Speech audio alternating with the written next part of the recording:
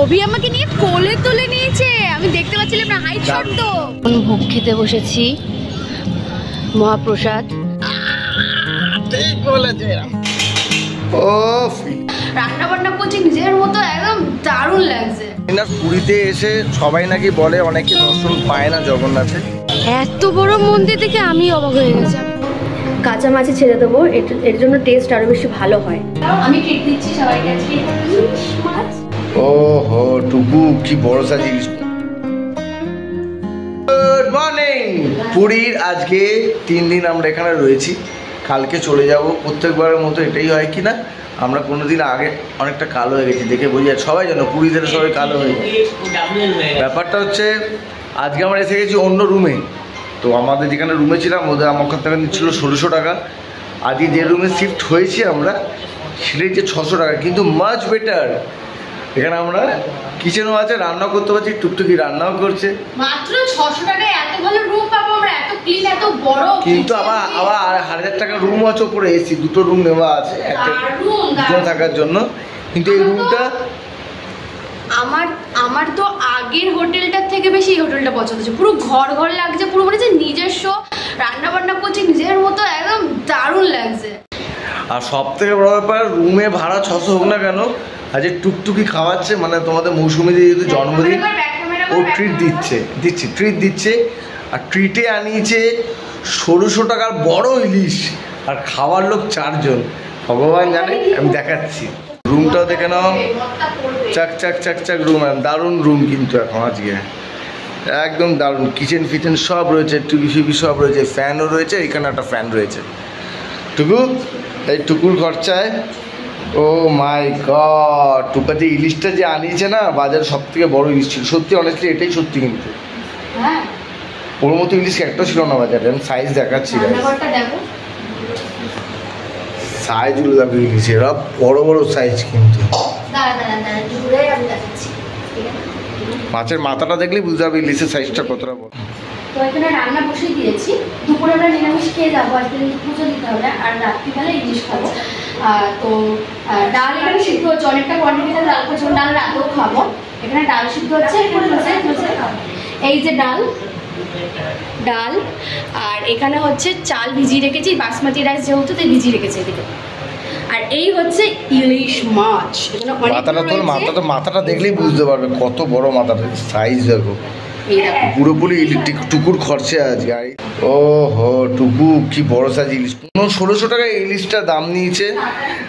আমি ট্রিট দিচ্ছি সবাইকে আজকে, ইলিশ মাছ ভাজা ঝোল দুটোই হবে। হ্যাঁ, কিন্তু খুব ভালো লাগছে, ঘরের মধ্যে পুরো একটা নিজস্ব একটা ব্যাপার লাগছে। এত কম দামে যে এত ভালো ঘর কখন ভাবতেই পারবি। সব নিট অ্যান্ড ক্লিন, বড় ঘর, রান্নাঘরের সব কিছু রয়েছে, কিচ্ছু অভাব নেই। খুব ভালো লাগছে এইভাবে এনজয় করতে। এখন ভাবছি যে এই ঘরটাকেই শুরু থেকে থাকা উচিত ছিল। আমরা আলাদা নিয়েছিলাম, আগে যে রুমটা ছিলাম সেটা 1600 টাকা নিয়েছিল। একটা কথা শুনুন, আমার রান্না প্রায় শেষের পথে, ডাল সিদ্ধ হয়ে গেছে, আর ভাতটা এখন বসাবো না, এসে বসাবো। আমরা একটু স্নান করতে যাব। আর এটা হচ্ছে আলু, বেগুন কেটে রেখে দিয়েছি। আর এখানে আমি মাছটা ভাজবো, আর কিছু মাছ বেগুনের সাথে তেল ঝোল করব, কারণ সর্ষে বাটা খাওয়ানো যাবে না, এদের শরীর খারাপ, তাই তেল ঝোল করব আমরা। তো এবার দেখি কতটা কী করতে পারি রান্না। আপাতত আমার তো খুবই ভালো লাগছে এভাবে রান্না বান্না করতে। তোমাদের একটু দেখিয়ে দিই, ঠিক আছে? কত সুন্দর লাগছে মাছ। অনেকদিন ধরে বলছিলাম অভিকে আমার না কি ইলিশ মাছ খেতে ইচ্ছা করছে, সেটা যে আমি জন্মদিনের দিনই সবাইকে খাও বা নিজেও খাবো আমি ভাবতে পারিনি। ও ইলিশগুলো দেখে আমার খিদে এখনই পেয়ে গেছে, সত্যি মায়েরই।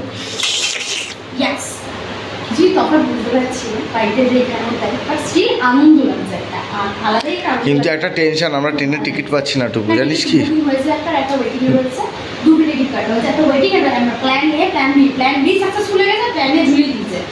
ওটা দেবে মাটি করা যাবে না এখন সময়। আমরা এখন যাবো সমুদ্রে ঝাঁপিয়ে এসে খেয়ে টেয়ে মন্দিরে পুজো, কারণ আমরা একটা ঘন্টা আমরা ছাড়তে চাইছি না সমুদ্রে ছাড়া, আমাদের ঝাঁপাতেই হবে। মাছে নুন হলুদ মাখিয়ে নিয়েছি, ডাল হয়ে গেছে, আর এখানে মাছের ঝোলের জন্য বেগুনটা ভেজে নিচ্ছি। যেহেতু সর্ষে করবো না তাই বেগুনের তেল ঝোল করব মাছ দিয়ে। ঝোল রেডি এখানে, এবার মাছগুলোকে এর মধ্যে ছেড়ে দেবো ভালো মতো। এই যে মাছ, কাঁচা মাছে ছেড়ে দেবো, এর জন্য টেস্ট আরও বেশি ভালো হয়। মাছের সাইজগুলো খুব সুন্দর, আমার হাতের থেকে বড় সাইজ, আর খুব ফ্রেশ। এখানে রান্নাবান্না সব হয়ে গেছে, শুধু এইটুকু মাছ ভাজা করব, এইটুকু না অনেকগুলো মাছই আছে ভাজা করব। ডাল হয়ে গেছে, আলু সিদ্ধ হয়ে গেছে, আর এখানে করে দিয়েছি মাছের ঝোল। দারুণ হয়েছে গাইস, টেস্টটা দারুণ হয়েছে, সিম্পলভাবে রান্না করেছি, দারুণ টেস্ট হয়েছে, মানে এক কথায় অনবদ্য অসাধারণ হয়েছে। আর এই হচ্ছে ঢাকনা, কারণ এখানে কোনো ঢাকনা নেই, তাই এটা দিয়ে ঢাকনা করেছি। আমরা বেরিয়েছি, আর এখানে চারিদিকে হনুমান বাদর এতক্ষণ ছিল, যেই ভিডিওটা অন করলাম সব পালিয়ে গেল। ওই একটা বাড়ির চালে বসে রয়েছে, আর এখানে চারিদিকে বাদর, এই দেখো এখানেও বসে রয়েছে বাচ্চা আর এরা বাদর, চারিদিকে এখানে শুধু হনুমান বাদর সব ভর্তি। আমরা রেডি হয়ে গেছি, আমার চুল বাঁধার প্ল্যান ছিল, বেনুনি করার ছিল সুন্দর করে, কিন্তু আমি কিছুই করতে পারলাম না, তাড়াহুড়া, আর প্লাস আমার চুল শোকায়নি। এবার ভেজা চুলে কি বেনুনি করবো, এত বড় চুল আমাকে খোলা ছেড়ে দিতে হলো। এখন আমরা অপেক্ষা করছি কখন আসবে টোটোওয়ালা, আমরা এখান থেকে মন্দিরে যাব। এই সবাই রেডি ফেডি হয়ে নিয়েছি, একটু দেরি হয়ে গেছে, অভিতা একটু রেগে গেছে, বলছে তোদেরকে বারবার বললাম স্নান করতে যাস না। আমরা তাও স্নান ফান করতে গিয়েই না আমাদের লেটটা হয়েছে। এসে আবার রান্নাবান্না আর ভাত বসালাম, খেতে দিলাম, সব কিছু তুললাম, বাসন ধুলাম, রেডি ফেডি হয়ে সবার বেড়াতেই প্রায় অনেক দেরি হয়ে গেছে, 5টা বাজতে যায় এখন। পান্ডা অনেকবার ফোনও করে ফেলেছে। এবার দেখি মন্দিরে গিয়ে কি পরিস্থিতি। এত বড় মন্দির দেখে আমি অবাক হয়ে গেছি, আমি তো মানে খুবই ছোট মানে ভেবেছিলাম, খুবই ছোট মানে কি নর্মাল ছোট ভেবেছিলাম, নর্মাল সাইজ। বিশাল বড় মন্দির, ওরে বাবা। কিছু বল মন্দিরটা দেখে, পুরো কেমন একটা শরীরটা হয়ে গেল না। এতক্ষণ পুরীতে ঘুরছি, সমুদ্রে চান করেছি, ঘুরেছি, এনজয় করেছি, নর্মাল লেগেছে কেন, একটা পাতি পাতি লেগেছে। এটা মনে হলো সার্থক, জানি না ভেতরে কি আছে, কিন্তু বাইরে থেকে দেখে মনে হচ্ছে সার্থক, কিন্তু প্রথমবার না আসলে অনেক কিছুই লস করতাম।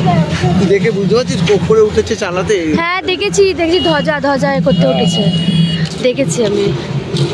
এখনো হচ্ছে ওখানে, 5টা বেজে গেছে না। কি ভাল লাগছে রে দেখতে।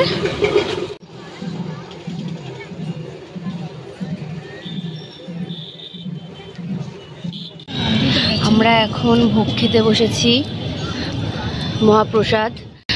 2 মামে খাচ্ছে এখানে অলরেডি, এখানে অঙ্কনদার বাবা, এখানে অভি খাচ্ছে। কেমন লাগলো বাবাই বল? ঠাকুরও দেখেছি, অনেক শিক্ষা অর্জন করেছি, মৌসুমি ভালোভাবে জানে। পরে বলবো সেই বিষয়ে, এখন আপাতত মহাপ্রসাদ আমরা খেয়ে নিই, তারপরে তোমাদের সাথে দেখা হয়েছে। আমরা সামনে মন্দিরের এখানেই আমাদের পান্ডা বললো এখানে বসে তোমরা খেতে পারবে, সুন্দর হাওয়া খেতে খেতে মহাপ্রসাদ আমরা নেব। আর তার সাথে সামনে এরকম মন্দিরের ছবি দেখতে পাচ্ছি, এখানে সবাই খাচ্ছে প্রসাদ, খুবই সুন্দর খাচ্ছি আমরা এখন আপাতত। এই মন্দির দর্শন করতে গেলে কত লোক, আর অনেক কিছু ইতিহাস আজকে জানতে পারলাম, মন শান্তি হয়ে গেল। জানি না পুরীতে এসে সবাই নাকি বলে অনেকে দর্শন পায় না জগন্নাথে, না ডাকলে আসে না। আমরা প্রথমবার এসে ভালোভাবে বলরাম, সুভদ্রা এবং জগন্নাথের ভালোভাবে আমরা দর্শন পেয়েছি। ভগবানের সবই ভগবানের কৃপা। অভি আমাকে নিয়ে কোলে তুলে নিয়েছে, আমি দেখতে পাচ্ছিলাম না, হাইট শট তো দারুণ জিনিস, না দেখলে কেউ বিশ্বাস করতে পারবে না পুরো জায়গাটা, এতটা সুন্দর, এতটা সুন্দর। জয় জগন্নাথ, জয় জগন্নাথ। ঠিক আছে, এবার আমরা বিচ মার্কেটের দিকে যাচ্ছি। আরেকবার তোমাদের দেখিয়ে দিই যাওয়ার সময় মন্দির, দেখো কি সুন্দর লাগছে না। দেখ বাবাই আয় দেখ। জন্মদিনের দিনটা ঠিক এভাবেই সুন্দর কাটলো আমাদের জগন্নাথ প্রভুর সাথে আর আমার কাছের মানুষগুলোর সাথে। সত্যি কথা বলতে সব দুঃখ কষ্ট ওনার কাছে গিয়ে হারিয়ে গেছে, মন ভরে ওনাকে আমি দেখেছি, চোখ ভরা জল নিয়ে মন্দির থেকে বেরিয়েছি, আর জাস্ট ইমাজিন করে গেছি প্রভুর মুখখানি। পুরীতে আজকের এই ব্লগটা তোমাদের কেমন লাগলো কমেন্ট বক্সে অবশ্যই জানাবে। যদি ভালো লেগে থাকে লাইক শেয়ার সাবস্ক্রাইব করতে একদম ভুলবে না। আমি আবার আসবো নতুন একটা ভিডিওর সাথে, ততক্ষণের জন্য টাটা।